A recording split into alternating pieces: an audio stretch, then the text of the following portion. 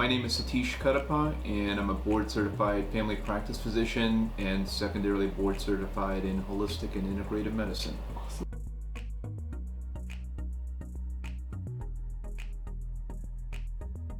A number of patients who come in our doors are those who are postpartum women, either just having had a baby or had a baby a couple of years ago and have not physically been themselves since before having their baby. Most commonly, it's inability to lose weight or struggling much harder to lose the weight that was easier to come off before having a baby, in addition to fatigue, hair loss, nails that are brittle, constipation, and depression.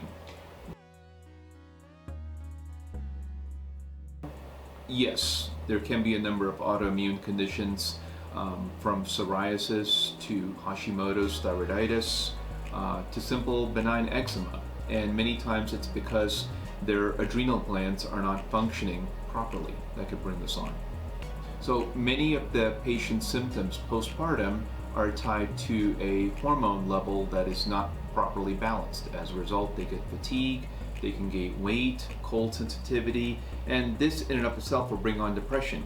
And then the answer is not to give prescription pharmaceutical antidepressants, because they're nothing more than a band-aid. They're not fixing the underlying hormone problem that we attempt to address.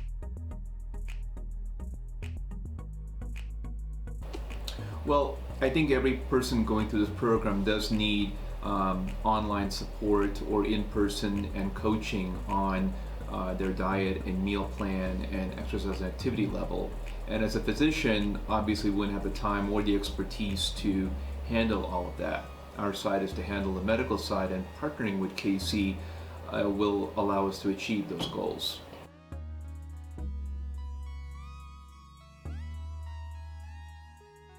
Well, what regular physicians do is they rely upon standard reference ranges and automatically assume, regardless of their symptoms, that they all fall within the standard normal reference range and assume that everybody wears the same shoe size.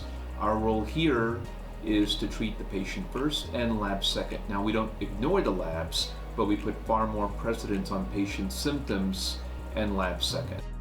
Regarding the hormone levels, I personally go through every lab test result with every patient and let them know what symptoms can occur as a result of a thyroid, for instance, or adrenals not being properly balanced, and educate them on what to expect once those are addressed.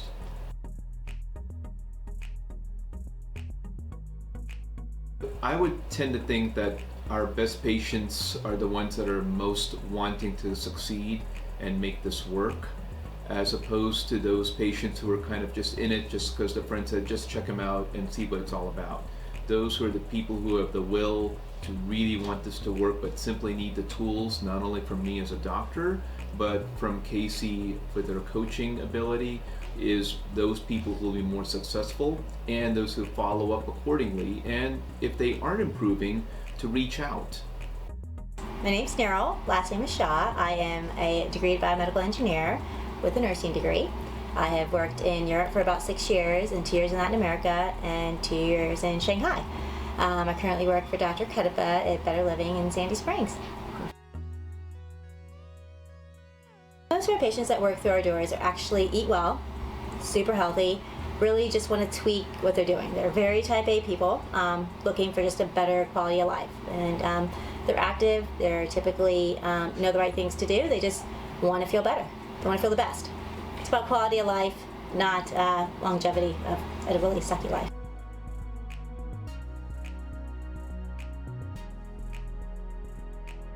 As a mom of 3, I would say, the biggest thing is you're tired. Like, you just don't feel like you're clear. You feel sluggish. You don't have probably the sex drive as much, especially after the pregnancy. And the other big thing is just you feel like your midsection isn't like it used to be. That's probably the biggest concern for most of our moms that I see.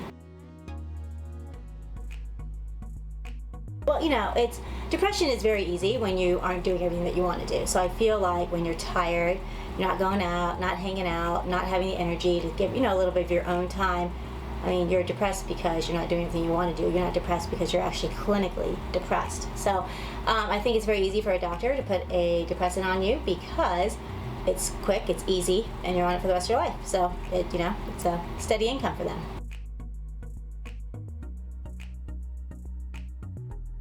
I think the best movie is Eat, Pray, and Love with Julia Roberts. It pretty much tells you if you can quit your job, go to Europe, go to India, go do some meditation, you won't be on anything. The reality is, though, that most of us have a life to live. And so really, when you're in a point in your life when you know that you can take the time, relax, do what you need to do, or just take the time for yourself, you won't need to be on anything. But in order to sometimes just survive over the hump that you're going through, take some things, feel better, survive it, and then go from there. Yeah, so I mean, Hashimoto's is autoimmune, and a lot of times when autoimmune disease happens, it's usually with your adrenal levels.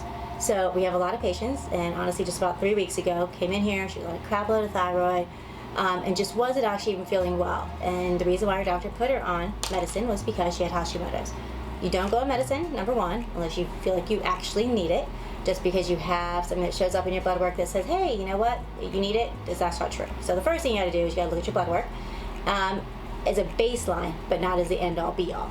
And once you actually figure out what is causing the Hashimoto's, once you correct that, a lot of times through diet, exercise, you can get off 80% of your medication, and completely off of it. So anyways, my point of that story was that she is off of everything, and she just comes to say hi to me.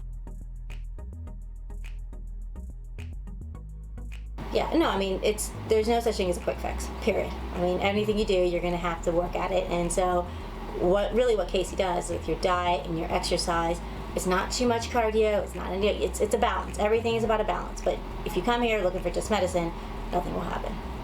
You'll just be on a lot of medicine. So you have to do everything in order to get everything to work well. Well, number one, I think, you have to be in the mood to want to get help. That's number one. I will do whatever I can to make sure that you get where you want to be if you want to be here. So really, my favorite patient is one that wants to be here and wants to actually make an effort to make a change to get themselves better. I tell people all the time, I mean, it's like every 2 weeks, and it's not a hassle, but when I tell you, hey, call me back in 3 days, call me back in 3 days. If I say, call me back in 6 days, call me back in 6 days. It's really up to you. I mean, you will know when I tell you how quickly a medicine should work. That's when you should call me back. Awesome.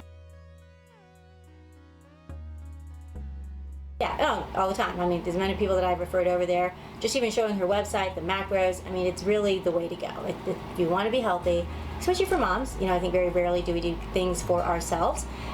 This is the one thing that you should do for yourself because it will actually make you be a better mom, better wife, just better yourself. It's just better for you in general. When you feel good, everybody knows.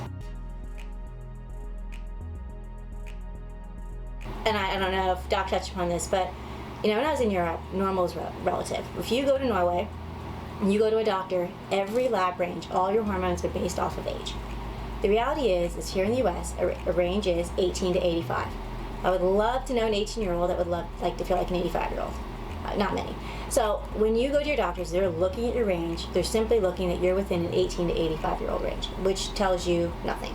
It just simply tells you you're functional, So the number one thing is you got to look at your range, and how you feel. If you don't feel well, that's a sign.